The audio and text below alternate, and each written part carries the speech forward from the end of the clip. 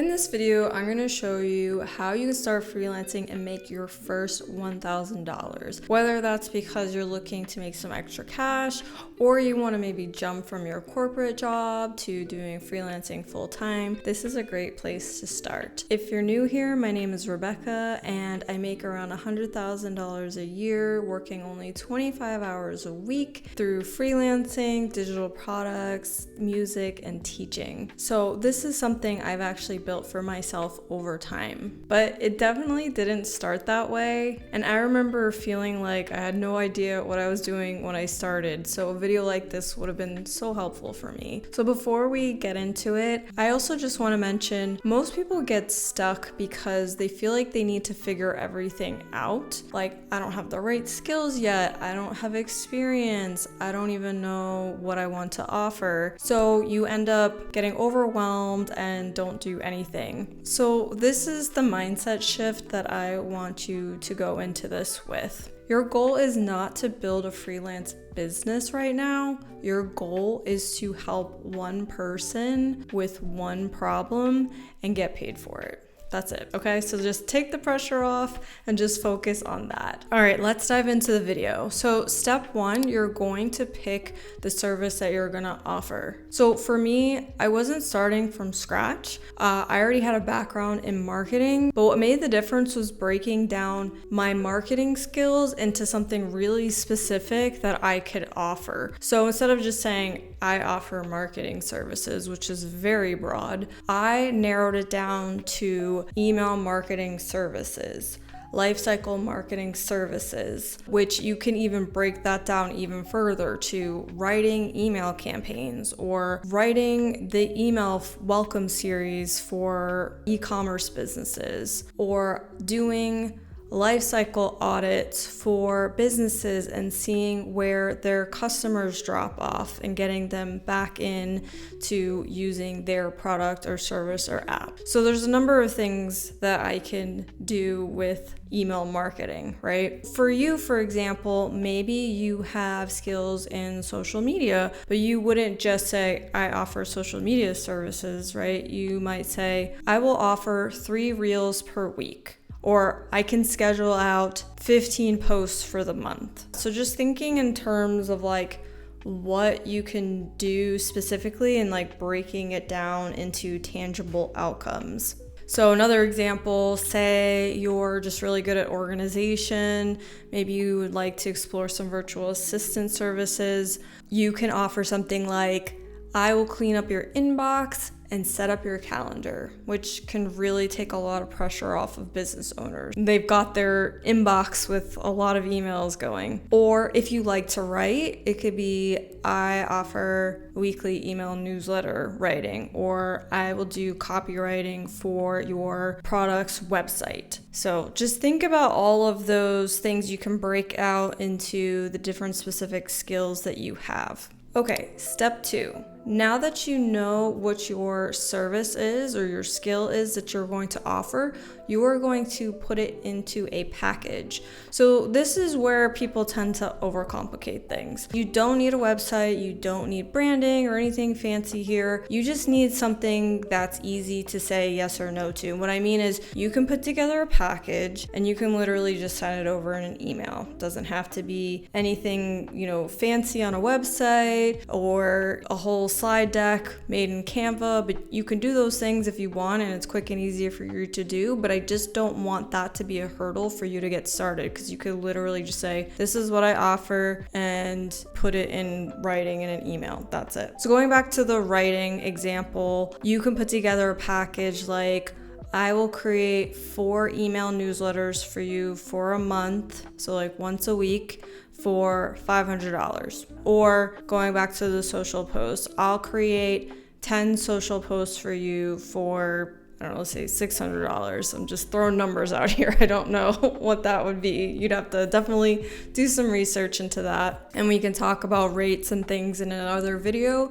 If you're interested, leave me a comment below about that. Or another example, cleaning up somebody's inbox and unsubscribing them from spam, $150. So basically just getting clear on what your service is, that specific service we talked about in step 1, and then putting it into some sort of package that you can offer and having like clear either flat rates or hourly rates for this, which I won't get into in this video, but we could talk about it in another video of like when it makes sense to do hourly versus flat project fees. All right, step 3, we're going to create a very simple portfolio. Now, I wasn't sure if I even wanted to put this step in here because I feel like people can get really hung up on this step because they want it to be perfect, they want it to look good, all these things, but you could really create a simple portfolio easily just using a Google Doc. I've done one in Notion, just creating a Notion page and putting, just screenshots and information about, samples of my work. You could do just a simple PDF, but I think it's important to have a portfolio because that is just going to show people who you are offering your services to that you can actually get the job done. Again, it doesn't need to be anything fancy. You don't need to spend a ton of time on it. It could literally just be like an hour, just putting something together. And again, if you want a video on this, I can show you how to create a simple portfolio in Notion. I could show you mine and show you what that looks like and what I would include there. But yeah, so you could definitely put together a portfolio. If you don't have any work to demonstrate yet, you can actually just create your own examples. Again, with the writing email newsletters, write some email newsletters for a fake business or for a brand you like. Create some fake Instagram posts or a content calendar. Just mock something up, just something that you can show them, hey, I can actually do this work. All right, now step 4, actually finding clients. So again, this doesn't need to be complicated, and I think this is a step I know that I got hung up on as well, but you can use platforms like Upwork and Fiverr that are out there. I could definitely do a deep dive on Upwork because that's where I have gotten a lot of my marketing clients from. So again, leave a comment below if you want a video on that. You could just reach out to small businesses that you know, that you follow. You can talk to other people in your network. You can also, reach out to, maybe there's a community that you're a part of that you're really passionate about. For example, I teach music production, and the reason I even started teaching was because I was a student at the school, and then I became a part of their community, and I just got to know everybody. And as I progressed with my music career, I was able to demonstrate that I had skills that I could then teach to the students. So if there's any sort of communities that you're a part of that you're really passionate about, reach out to the owners or the moderators of those communities and just see if there's something that you can help them with. So some examples is, maybe there's a local yoga studio, you notice they don't post very consistently, reach out to them and see if they want to have you do a few posts for them just to try it out and see if it works and if it's a good fit for both of you. Maybe there's a coach who you notice they don't send emails out really regularly, or maybe they do, but it's just them. They're like a solopreneur and they've got a lot going on that they need to work on in their business. Maybe doing emails is something that you can take off of their plate. So don't be afraid to reach out and offer help. And this leads me to my next step, step 5, which is doing that outreach. So now that you've identified who you want to reach out to, this is where you actually need to send an email or respond to a job listing. You can use AI to help you kind of craft that messaging, but you do want to customize it and personalize it to the person that you are reaching out to. You want this to feel human, not salesy, not AI. You want to show that you read their job description, you were paying attention to the things they were asking for when you applied to the job, or you're sending a DM or an email to a business, you've paid attention to their social media, like what they have going on in their business, like you understand their business. So you want to make sure that you send them a personalized outreach message. And it could just say, hey, I saw you're posting on Instagram, but not consistently. I help create and schedule content. Would you want help with that for a couple weeks? We could try it out and see how it works. And I would also follow up. Follow up, at least once.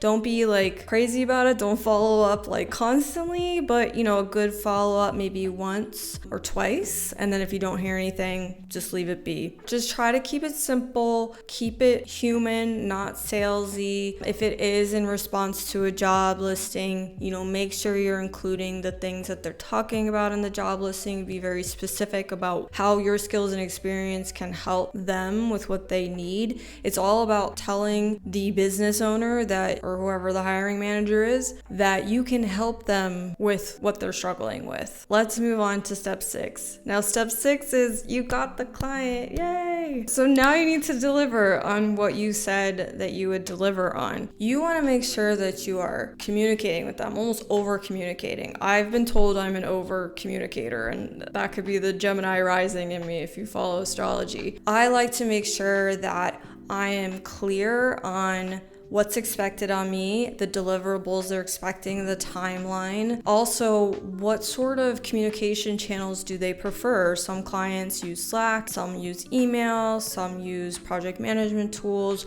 So just get clear on all of that so there's no miscommunication, and then make sure you deliver and like almost over deliver, exceed expectations, because this could lead to other jobs. This could lead to referrals for other clients. This could lead to a more ongoing relationship with this client. So you want to make sure that you knock it out of the park with whatever you say you're going to deliver on. And again, just make sure you're communicating clearly and checking in and asking questions. If you're ever unsure of anything, don't be afraid to ask questions. And then you've delivered and you've built up that confidence.